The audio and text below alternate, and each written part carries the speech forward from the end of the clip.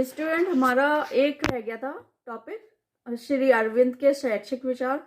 तो इसमें हम शिक्षा के सिद्धांत, शिक्षा का अर्थ, शिक्षा के उद्देश्य, शिक्षण पद्धतियां, पाठ्यक्रम, शिक्षा में शिक्षक तथा छात्र का स्थान, शिक्षा में अनुशासन, शैक्षिक विचारों का मूल्यांकन। आज हम ये अरविंद का देखेंगे, इसे फिनिश करेंगे। आइए देखते हैं इसमें क्या है। श्री अरविंद दार्शनिक विचार। श्री अरविंद के दार्शनिक विचार भारतीय दर्शन अर्थात वेद उपनिषद की दार्शनिक मान्यता पर आधारित हैं। देखिए, ये ध्यान रखिएगा कि उनके विचार किस पे आधारित हैं, तो वेद और उपनिषद की मान्यता पे। ठीक है। उन्होंने विकास के सिद्धांत को प्राथमिकता दी है। उन्होंने सर्वांगीण विकास की चर्चा की है। उनके अनुसार विकास का लक्ष्य संसार में व्याप्त दिव्य शक्ति अर्थात पूर्ण एवं अखंड चेतना की प्राप्ति करना है।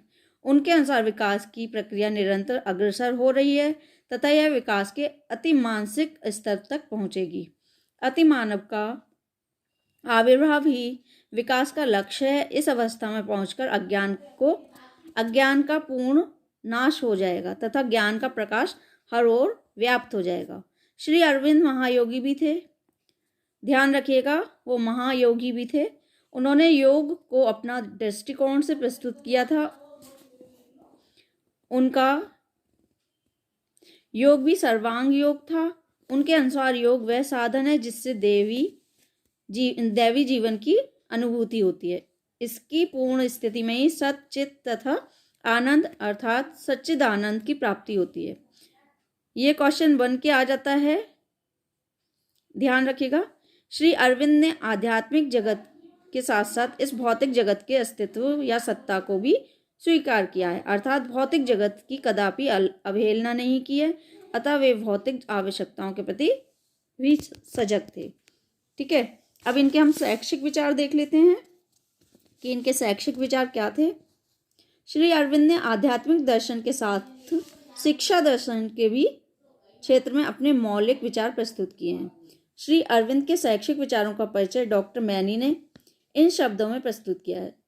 शिक्षा पर श्री अरविंद के विचार सिद्ध करते हैं कि वे हमारे देश की सबसे, एक मिनट, ये पेज मुड़ रहा है, जरा एक मिनट, दिखाई नहीं देता उस चक्कर में। सबसे प्रमुख और प्रसिद्ध शिक्षा शास्त्रियों में से हैं। उनका कथन है कि जिस प्रकार की शिक्षा की हमें अपने देश के लिए आवश्यकता है वह भारतीय आत्मा, परमात्मा, स्वभाव और संस्कृति के अनुकूल होनी चाहिए। श्री अरविंद मौलिक रूप से आध्यात्मिक विचारक थे, अतः उनके शैक्षिक विचार भी आध्यात्मिकता, साधना, योग तथा ब्रह्मचर्य संबंधी धारणाओं पर आधारित हैं। वे स्वीकार करते हैं कि शिक्षा इस प्रकार की होनी चाहिए जो मनुष्य के विकास में अधिक से अधिक सहायक हो। उनके शब्दों में सच्ची तथा वास्तविक शिक्षा केवल वही है जो मानव की अंतर्निहित समस्त शक्तियों को इस प्रकार विकसित करती है कि वह उनसे पूर्ण रूप से लाभान्वित होता है। ये ध्यान रखिएगा, इसे बहुत अच्छे से आपको पढ़ना है। क्वेश्चन जरूर आते हैं, रोज मैं यही बोल रही हूँ आप लोग से।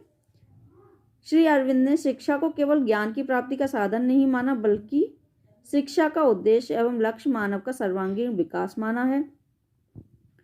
श्री अरविंद ने शिक्षा में उन समस्त विषयों को सम्मिलित करने की बात कही जो शैक्षिक अभिव्यक्ति तथा जीवन की क्रियाशीलता में सहायक हो।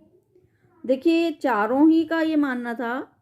विवेकानंद हैं, गांधी जी हैं, अरविंद हैं और रविन्द्रनाथ टैगोर हैं। इनके अनुसार शिक्षा ऐसी होनी चाहिए जो व्यक्ति का सर्वांगीण विकास कर सके और जो कि उसे आगे फ्यूचर में या भविष्य में उसके हेल्पफुल हो। ठीक है। इसी विचारधारा के कारण उन्होंने राजनीति, समाज, व्यापार, साहित्य, काव्य, वास्तुकला, मूर्तिकला आदि को शिक्षा में संभव स्थान प्रदान करने की सिफारिश की। उनके शैक्षिक दर्शन को स्पष्ट करते हुए कहा जा सकता है कि शिक्षा का अंतिम लक्ष्य संपूर्ण मनुष्य जाति का सर्वांगीण विकास करके आध्यात्मिक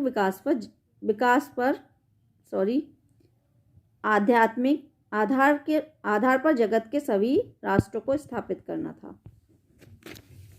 ये इनके शैक्षिक विचार थे। आगे हैं श्री अरविंद के अनुसार शिक्षा के सिद्धांत। आइए इनके शिक्षा के सिद्धांत देख लेते हैं जल्दी से। श्री अरविंद के शैक्षिक दर्शन का विश्लेषण करते हुए कहा जा सकता है कि उन्होंने शिक्षा के निम्न वर्णित आधारभूत सिद्धांतों का समर्थन किया है। शिक्षा की प्रक्रिया बाल केंद्रित होनी चाहिए तथा मातृभाषा के माध्यम से ही शिक्षा दी जानी चाहिए। इनका मानना था कि शिक्षा ऐसी होनी चाहिए जिसका केंद्र बिंदु बालक होना चाहिए और शिक्षा को मातृभाषा में दिया जाना चाहिए, क्योंकि वही भाषा बालकों की समझ में आती है। ठीक है। शिक्षा के समस्त विषय रोचक होने चाहिए तथा शिक्षा ब्रह्मचर्य पर आधारित होनी चाहिए। शिक्षा की प्रक्रिया का निर्धारण बालक की मनोवैज्ञानिक परिस्थितियों तथा मनोवृत्तियों के अनुकूल ही किया जाना चाहिए।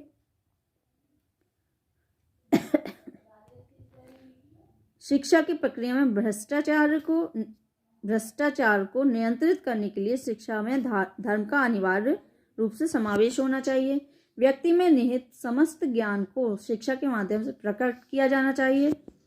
शिक्षा का लक्ष्य व्यक्ति को पूर्ण मानव बनाना है, अतः शिक्षा का उद्देश्य बालक का शारीरिक, मानसिक, चारित्रिक तथा आध्यात्मिक विकास होना चाहिए। देखिए, इन्होंने जो बताया है कि शिक्षा का लक्ष्य क्या होना चाहिए। शिक्षा का लक्ष्य होना चाहिए कि व्यक्ति का पूर्ण विकास। ठीक है। पूर्ण विकास कैसे होगा? उसका शारीरिक, मानसिक, चारित्रिक या आध्यात्मिक सारा विकास होना चाहिए उसका। शिक्षा को व्यक्ति के व्यवहारिक जीवन को सफल बनाने में भी सहायक होना चाहिए तथा व्यक्ति के नैतिक जीवन को विकसित करना चाहिए। शिक्षा की इस प्रकार से व्यवस्था की जानी चाहिए कि उसके परिणाम स्वरूप व्यक्ति में निहित समस्त शक्तियों का समुचित विकास हो तथा व्यक्ति अधिक से अधिक लाभान्वित हो। श्री अरविंद के अनुसार चेतना ही परम सत्ता तथा सृष्टि का आधारभूत सत्य है, अतः शिक्षा को चेतना के विकास, संस्कार तथा रूपांतरण में सहायक होना चाहिए। शिक्षक को बालक की शारीरिक शुद्धि के प्रति भी सजग रहना चाहिए। शिक्षक को बालक के मित्र एवं पथ प्रदर्शक की भूमिका निभानी चाहिए। देखिए, इनका मानना था कि शिक्षक को बालक के साथ एकदम मित्रतापूर्ण व्यवहार करना चाहिए और एक अच्छा गाइड की तरह जो ढंग से गाइडेंस दे सके बालक को, इस तरह का होना चाहिए उसका व्यवहार। श्री अरविंद के अनुसार शिक्षा का अर्थ देखते हैं। इनके अनुसार शिक्षा का क्या अर्थ था। ये बहुत ही महत्वपूर्ण टॉपिक हैं सारे ही, आप लोग जरूर याद करिएगा इन्हें। श्री अरविंद ने शिक्षा के पारस्परिक अर्थ को स्वीकार नहीं किया। उन्होंने मात्र सूचनाएं अर्जित कर लेने को शिक्षा नहीं माना। उन्होंने स्पष्ट शब्दों में कहा है, सूचनाओं का संग्रह मात्र शिक्षा नहीं है। सूचनाएं ज्ञान की नींव नहीं हो सकती। ये अधिक से अधिक वह सामग्री हो सकती है जिनके द्वारा जानने वाला अपने ज्ञान की वृद्धि कर सकता है, अथवा वह बिंदु है जहां से ज्ञान को प्रारंभ किया जाए या नई खोजों को निकालना शुरू किया जाए। देखिए, इनका मानना क्या था कि खाली हमने किताबी ज्ञान का संग्रह कर लिया या किताबी ज्ञान हमने ले लिया तो वो ज्ञान नहीं है, वो शिक्षा नहीं है। ठीक है, वो एक शुरुआत है खाली, जहां से ज्ञान को प्रारंभ किया जाए या नई खोजों को निकालना शुरू किया जाए। वह शिक्षा जो अपने को ज्ञान देने तक सीमित रखती है, शिक्षा नहीं है। स्पष्ट है कि श्री अरविंद ने शिक्षा के संकुचित अर्थ को स्वीकार नहीं किया। उनके अनुसार शिक्षा की प्रक्रिया अत्यधिक व्यापक तथा गतिशील है।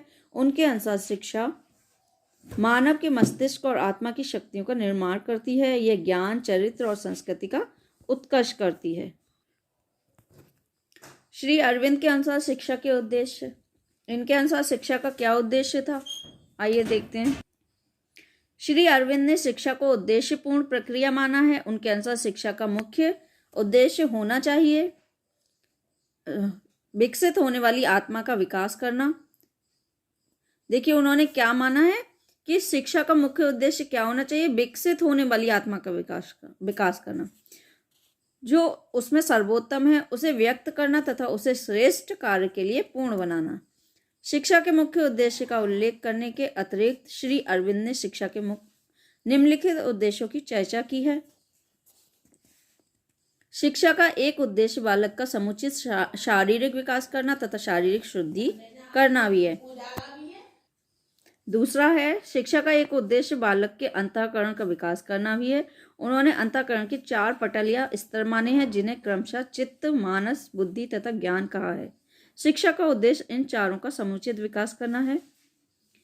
शिक्षा का एक अन्य उद्देश्य बालक की दृष्टि, श्रवण, ग्रहण, स्पर्श, स्वाद आदि विभिन्न ज्ञानेंद्रियों का समुचित प्रशिक्षण भी है। श्री अरविंद के अनुसार मनुष्य की ज्ञानेंद्रियों का स्वस्थ एवं समुचित विकास तब हो सकता है जब उसके स्नायु, चित्त तथा मन शुद्ध हो। शिक्षा का एक उद्देश्य बालक का मानसिक विकास करना भी है। मानसिक विकास के लिए बालक की अभिरुचियों के अनुसार उसकी स्मृति, कल्पना, चिंतन तथा निर्णय शक्ति का समुचित विकास करना आवश्यक होता है। शिक्षा का एक उद्देश्य बालक का नैतिक विकास करना भी है। बालक के नैतिक विकास के लिए बालक की प्रकृति, आदतों तथा भावनाओं को शुद्ध तथा सुंदर बनाना आवश्यक है तथा हृदय परिवर्तन करना भी आवश्यक है। शिक्षा का एक महत्वपूर्ण उद्देश्य बालक का आध्यात्मिक विकास करना भी है। इसके लिए बालक की वैयक्तिक तथा निहित क्षमता को पूर्णता की ओर अग्रसर करना आवश्यक है। शिक्षा का एक अन्य उद्देश्य बालक की तार्किक शक्ति को विकसित करना है। इसके लिए बालक को तथ्य संग्रह करने तथा निष्कर्ष प्राप्त करने की प्रक्रिया का प्रशिक्षण देना सहायक होता है। देखिए, इसमें जो दिया हुआ है ये सारे इनके अनुसार शिक्षा के उद्देश्य हैं। ऐसा नहीं है कि यही शिक्षा के उद्देश्य हैं, ऐसा नहीं है। सबके अपने अपने व्यूज हैं, सबने अपने अपने सोच के हिसाब से ये उद्देश्य बनाए हैं। ठीक है, तो इनके अकॉर्डिंग ये हैं, तो आप लोग ढंग से इसे देख लीजिएगा। आइए देखते हैं आगे। शिक्षा के द्वारा ये तो है ही कि तार्किक शक्ति का विकास होता है, ये तो है ही। श्री अरविंद के अनुसार शिक्षा का पाठ्यक्रम, अब हम देखेंगे पाठ्यक्रम में इन्होंने कौन कौन से विषय शामिल कर रहे हैं। तो देखते हैं इनके अनुसार क्या जरूरी है पाठ्यक्रम में जो बालक का सर्वांगीण विकास कर सके। तो आइए देखते हैं। शिक्षा दर्शन में शिक्षा के पाठ्यक्रम का विचार भी विशेष रूप से महत्वपूर्ण माना जाता है। अतः प्रत्येक शिक्षा दार्शनिक एवं दार्शनिक इस विषय में अपने दृष्टिकोण से विचार प्रस्तुत करता है। श्री अरविंद ने शिक्षा के क्षेत्र में अधिक से अधिक स्वतंत्र वातावरण उपलब्ध कराए जाने का समर्थन किया है। जहां तक शिक्षा के पाठ्यक्रम का प्रश्न है, श्री अरविंद के अनुसार पाठ्यक्रम में उन समस्त विषयों को सम्मिलित किया जाना चाहिए जो बालक की रुचियों के अनुकूल हो। इन विषयों में शैक्षिक अभिव्यक्ति तथा क्रियाशीलता का गुण विद्वान होना चाहिए। श्री अरविंद की मान्यता थी कि प्रत्येक विषय में जीवन का नवीन संचार करके उसको एक नया रूप देकर इतना विकसित कर देना चाहिए कि उसके द्वारा श्रेष्ठ मानवता का विकास हो सके। ये क्या मानते थे कि बच्चे को मतलब एक खुला वातावरण देना चाहिए, उन्हें अपनी जो क्षमता है, जो रुचि है, उसके हिसाब से उन्हें कार्य करने देना चाहिए। इस तरह का पाठ्यक्रम में ये विश्वास करते थे। चलिए देखते हैं। श्री अरविंद ने शिक्षा के पाठ्यक्रम के निर्धारण के कुछ सिद्धांत स्वीकार किए थे। ये सिद्धांत इस प्रकार थे, इनके सिद्धांत देखिए। शिक्षा के पाठ्यक्रम को रोचक होना चाहिए। देखिए, पाठ्यक्रम ऐसा होना चाहिए कि बच्चों को इंटरेस्ट आए। ठीक है, पाठ्यक्रम में उन विषयों को अनिवार्य रूप से सम्मिलित करना चाहिए जो बौद्धिक तथा आध्यात्मिक विकास में सहायक हों। पाठ्यक्रम इस प्रकार का होना चाहिए जो बालकों को सरलता से आकृष्ट कर सकता हो। पाठ्यक्रम में जिन विषयों को सम्मिलित किया जाए उनमें जीवन की क्रियाशीलता का गुण विद्वान होना चाहिए। पाठ्यक्रम इस प्रकार का होना चाहिए कि बालक की रुचि विश्व ज्ञान के प्रति विकसित हो। श्री अरविंद ने जहां एक ओर शिक्षा के पाठ्यक्रम को निर्धारित करने के लिए कुछ सिद्धांत प्रस्तुत किए, वहीं दूसरी ओर उन्होंने शिक्षा के विभिन्न स्तरों को शिक्षा योजना तथा पाठ्य विषयों का विवरण भी प्रस्तुत किया है। इस प्रकार का विवरण निम्न वर्णित है। प्राथमिक स्तर पर पाठ्यक्रम। देखिए, प्राथमिक स्तर पर जो इन्होंने पाठ्यक्रम के विषय रखे हैं वो किस तरह के रखे हैं। देखिए, श्री अरविंद के अनुसार शिक्षा के प्राथमिक स्तर पर मुख्य रूप से मातृभाषा, अंग्रेजी, फ्रेंच भाषा, साहित्य, राष्ट्रीय इतिहास, चित्रकला, सामान्य विज्ञान, सामाजिक अध्ययन तथा गणित जैसे विषयों को सम्मिलित किया जाना चाहिए। और माध्यमिक स्तर पर इन्होंने कौन से विषय रखे हैं, इनका पाठ्यक्रम किस हिसाब से। माध्यमिक स्तर पर शिक्षा के पाठ्यक्रम में मुख्य रूप से मातृभाषा, अंग्रेजी तथा फ्रेंच भाषा, गणित, कला, रसायन विज्ञान, भौतिक विज्ञान, वनस्पति विज्ञान, स्वास्थ्य विज्ञान, शरीर विज्ञान तथा सामाजिक विषयों को सम्मिलित करने की सिफारिश की गई। विश्वविद्यालय स्तर पर पाठ्यक्रम और विषय। श्री अरविंद ने विश्वविद्यालय स्तर की शिक्षा के पाठ्यक्रम में विभिन्न विषयों को सम्मिलित करने की सिफारिश की है, जिनमें से मुख्य हैं भारतीय तथा पाश्चात्य दर्शन, सभ्यता तथा संस्कृति का इतिहास, अंग्रेजी साहित्य, फ्रेंच साहित्य, समाजशास्त्र, मनोविज्ञान, विज्ञान का इतिहास, गणित, रसायन शास्त्र, भौतिक शास्त्र, जीव विज्ञान, विश्व एकीकरण तथा अंतर्राष्ट्रीय राष्ट्रीय संबंध। व्यावसायिक शिक्षा के पाठ्यक्रम के विषय। श्री अरविंद के व्यावसायिक शिक्षा को भी आवश्यक माना है तथा व्यावसायिक शिक्षा में विभिन्न विषयों को सम्मिलित करने की सिफारिश की है। इस प्रकार के मुख्य विषय हैं चित्रकारी, फोटोग्राफी, सिलाई, सूची शिल्पकार, शिल्पकला, टंकड़, आशुलिपि, कुटीर उद्योग, कास्ट कला, सामान्य मैकेनिकल तथा इलेक्ट्रिकल इंजीनियरिंग, भारतीय एवं यूरोपीय संगीत, नृत्य एवं अभिनय। तो ये इनके थे पाठ्यक्रम जो इन्होंने अपने सोच के हिसाब से रखे थे कि ये जरूरी थे, जिन्हें ये महत्व देते थे। आगे है श्री अरविंद के अनुसार शिक्षण पद्धतियाँ। तो कौन सी शिक्षण पद्धतियों को इन्होंने प्रोत्साहन दिया है, ये मानते थे कि ये होना जरूरी है। श्री अरविंद के शिक्षण की प्रक्रिया में मुख्य रूप से अग्रलिखित बातों को ध्यान में रखने तथा संबंधित शिक्षा विधियों को अपनाने की बात कही है। पहला, ये मानते थे कि बालक को स्वतंत्रता देनी चाहिए। ऐसा नहीं कि अनुशासन में बालक को रखा जाए, बालक डर की वजह से कुछ करे, ऐसा नहीं ये मानते थे। इनका मानना था कि बालक को स्वतंत्रता दे देनी चाहिए, वो अपनी क्षमता और रुचि के हिसाब से उन्हें कार्य करने देना चाहिए। बालक की स्वतंत्रता आवश्यक है। देखिए, इसमें श्री अरविंद ने स्पष्ट किया है कि शिक्षा की प्रक्रिया में बालक को पूर्ण स्वतंत्रता प्रदान की जानी चाहिए। बालक को इस प्रकार का मुक्त एवं स्वतंत्रता का वातावरण उपलब्ध कराया जाना चाहिए जिसमें बालक अपनी इच्छा एवं रुचि के अनुसार अधिक से अधिक ज्ञान अर्जित कर सके। इस प्रकार शिक्षा के क्षेत्र में स्वतंत्रता का समर्थन करने का मुख्य कारण यह था कि श्री अरविंद का विश्वास था कि कठोर नियंत्रण से बालक के विकास की प्रक्रिया अवरुद्ध हो जाती है।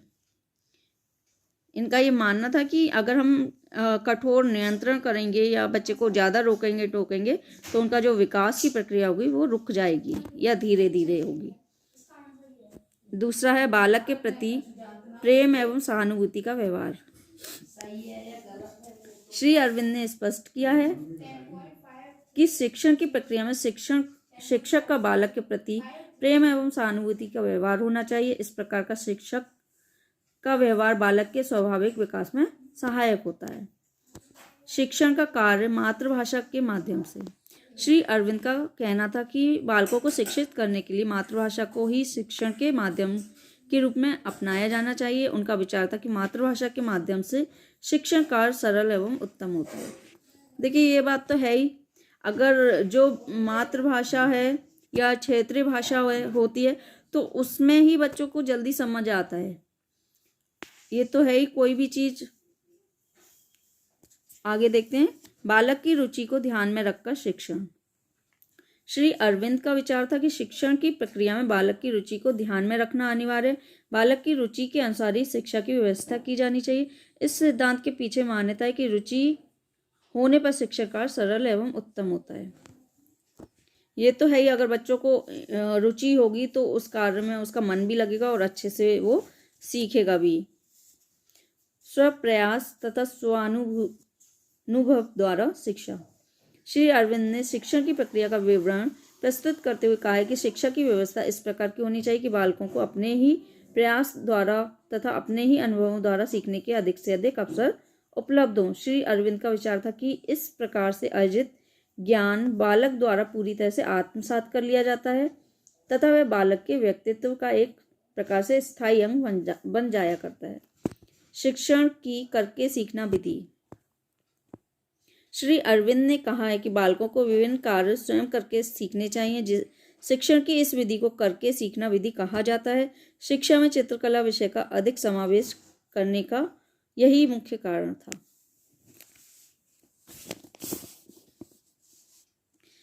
आपसी सहयोग द्वारा शिक्षा।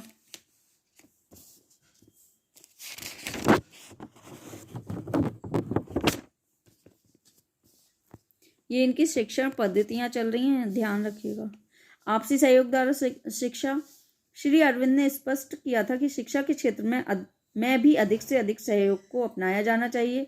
आपसी सहयोग द्वारा अनेक विषय सीखे जा सकते हैं।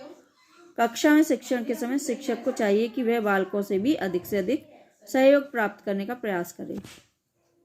शिक्षार्थी की प्रकृति के अनुसार शिक्षा। श्री अरविंद का विश्वास था कि प्रत्येक बालक को कुछ ईश्वरीय प्रतिभा प्राप्त होती है। यह प्रतिभा भी ही उसकी प्रकृति को निर्धारित करती है। शिक्षा सदैव बालकों की प्रकृति के अनुरूप ही होनी चाहिए। इस प्रकार की शिक्षा बालक के आत्मिक विकास में अधिक से अधिक सहायक होती है। श्री अरविंद के अनुसार शिक्षा में बालक तथा शिक्षक का स्थान। देखिए, इनके अनुसार बालक का और शिक्षक का क्या स्थान है शिक्षा में। आइए देखते हैं, ये भी बहुत महत्वपूर्ण टॉपिक है। शिक्षा की प्रक्रिया के दो मुख्य पक्ष क्रमशः बालक तथा शिक्षक होते हैं। अब प्रश्न उठता है कि शिक्षा की प्रक्रिया में इन दोनों का क्या स्थान है, महत्व है एवं भूमिका होनी चाहिए। श्री अरविंद ने शिक्षा के क्षेत्र में बालक को विशेष महत्व प्रदान किया है। उनका विश्वास था कि प्रत्येक बालक के कुछ व्यक्तित्व गुण, विशेषताएं तथा क्षमताएं होती हैं। इन ईश्वरीय प्रदत्त क्षमताओं को समुचित विकास एवं प्रस्फुटन की वास्तविक शिक्षा है। यदि किसी कठोर व्यवस्था को लागू किया जाए तो बालक के स्वाभाविक विकास की प्रक्रिया के अवरुद्ध होने की आशंका रहती है। ऐसा करना उचित नहीं है। इसीलिए शिक्षा की व्यवस्था बालक की प्रकृति के अनुरूप ही होनी चाहिए। शिक्षा की व्यवस्था बालक की रुचियों एवं जिज्ञासा को ध्यान में रखकर ही होनी चाहिए। इसी प्रकार की शिक्षा बालक के सर्वांगीण विकास में सहायक हो। इसीलिए शिक्षा की व्यवस्था बालक की प्रकृति के अनुरूप ही होनी चाहिए। शिक्षा की व्यवस्था बालक की रुचियों एवं जिज्ञासा को ध्यान में रखकर ही करनी चाहिए। इसी प्रकार की शिक्षा बालक के सर्वांगीण विकास में सहायक हो सकती है। शिक्षा की प्रक्रिया में बालक के स्थान एवं महत्व को श्री अरविंद ने स्वयं इन शब्दों में प्रस्तुत किया है। बालक को माता पिता तथा शिक्षा के इच्छानुकूल ढालना अंधविश्वास तथा जंगलीपन है। देखिए, इनका क्या मानना था कि बालक को माता पिता हों या शिक्षक हों, मतलब ऐसे कि हम इसे अपने हिसाब से ढालें, ऐसा नहीं होना चाहिए, है ना। बच्चों को छोड़ देना चाहिए और थोड़ा जो कठोर हो जाते हैं एकदम से, वो चीज़ नहीं होनी चाहिए। माता पिता इससे बड़ी भूल और कोई नहीं कर सकते कि वे पहले से ही इस बात की व्यवस्था करें कि उसके पुत्र में विशिष्ट गुणों, क्षमताओं तथा विचारों का विकास होगा। प्रकृति को स्वयं अपने धर्म का त्याग करने के लिए बाध्य करना उसे स्थायी हानि पहुंचाना है, उसके विकास को व्युत्कृत करना है तथा उसकी पूर्णता को दूषित करना है। शिक्षा की प्रक्रिया में छात्र या बालक के स्थान एवं महत्व को स्पष्ट करने के साथ साथ श्री अरविंद ने शिक्षा की प्रक्रिया में शिक्षक की भूमिका को भी स्पष्ट किया है। उन्होंने शिक्षक की परंपरावादी भूमिका को स्वीकार नहीं किया है। उनके अनुसार शिक्षक को छात्र पर किसी प्रकार का दबाव नहीं डालना चाहिए और ना ही किसी ज्ञान या आदर्श को थोपना चाहिए। श्री अरविंद ने विस्तार पूर्वक शिक्षक की भूमिका को इन शब्दों में स्पष्ट किया है। शिक्षक निर्देशक अथवा स्वामी नहीं है, अपितु वह केवल सहायक तथा पथ प्रदर्शक है। उसका कार्य सुझाव देना है, ना कि ज्ञान को थोपना। वह बालक के मस्तिष्क को प्रशिक्षित नहीं करता, अपितु वह उसे सीखने की प्रक्रिया में सहायता तथा प्रेरणा देकर यह बताता है कि वह अपने ज्ञान के साधनों को किस प्रकार समृद्ध बना सकता है। वह छात्र को ज्ञान नहीं देता, अपितु वह उसे यह बताता है कि ज्ञान को कैसे प्राप्त किया जा सकता है। वह बालक के अंतर्निहित ज्ञान को बाहर नहीं निकालता, अपितु वह उसे केवल यह बताता है कि ज्ञान कहाँ है और तथा उसको बाहर लाने के लिए किस प्रकार की आदत डाली जा सकती है। मतलब ये है कि शिक्षक को इन्होंने एक पथ प्रदर्शक के रूप में स्वीकार किया है।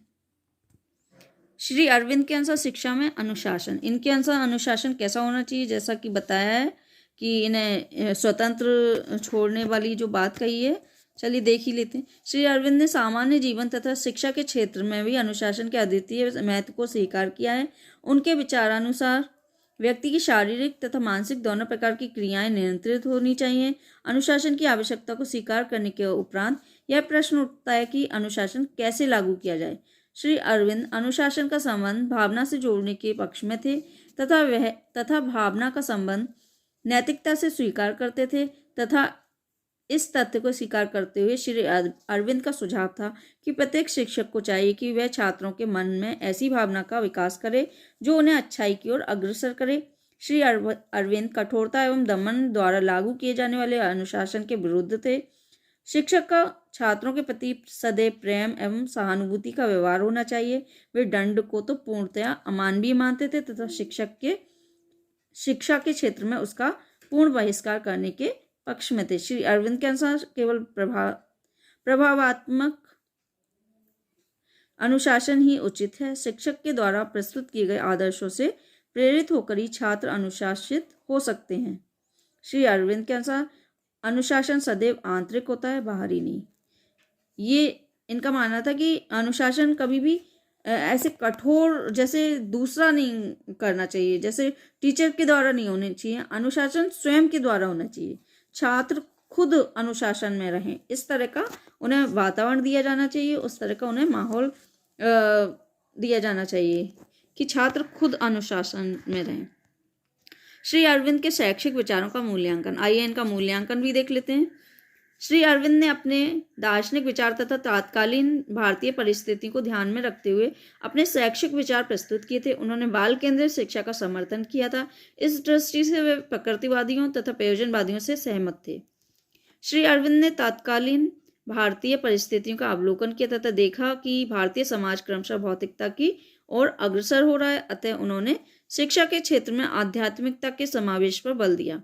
वे भारतीय संस्कृति के पक्षधर थे, अतः उन्होंने विदेशी शिक्षा के अंधानुकरण का भी विरोध किया। श्री अरविंद के शिक्षा दर्शन का मूल्यांकन कंगाली चरणपति ने इन शब्दों में प्रस्तुत किया है। श्री अरविंद का शिक्षा दर्शन मूलतः आध्यात्मिक योग दर्शन पर आधारित है। ये याद रखिएगा, ये क्वेश्चन बन के आ जाता है कि इनका शिक्षा दर्शन किस पर आधारित है, तो आध्यात्मिक योग दर्शन पर आधारित है। श्री अरविंद ने अपनी दिव्य दृष्टि की शक्ति से मानव जीवन के जिन गंभीर तत्वों का उद्घाटन किया, वे ही उनके शिक्षा दर्शन की आधारशिला हैं। इसमें हमें समग्र मानव जीवन का व समग्र संसार के सर्वांगीण रूप का आभास मिल जाता है। श्री अरविंद ने जीवन और संसार के किसी पहलू को त्यागा नहीं है। शिक्षा के क्षेत्र में भी अरविंद का एक उल्लेखनीय योगदान उनके द्वारा पांडिचेरी में स्थापित किया गया अंतर्राष्ट्रीय विश्वविद्यालय, जहां उनके शैक्षिक विचारों को मूर्त रूप दिया गया है। ये देखिए लास्ट का क्वेश्चन भी बन रहा है, तो ये कहाँ पे है? पांडिचेरी में है, अंतर्राष्ट्रीय विश्वविद्यालय में।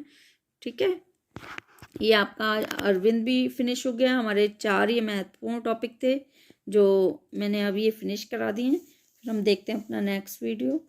और जो लोग नए हैं सब्सक्राइब कर दीजिए, लाइक शेयर कमेंट करते रहिए।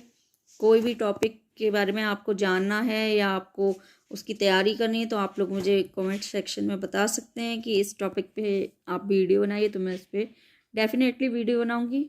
और आप लोग अच्छे से तैयारी करिए, जो शॉर्ट क्वेश्चन बन रहे हैं उन्हें देख लीजिएगा। Thanks for watching.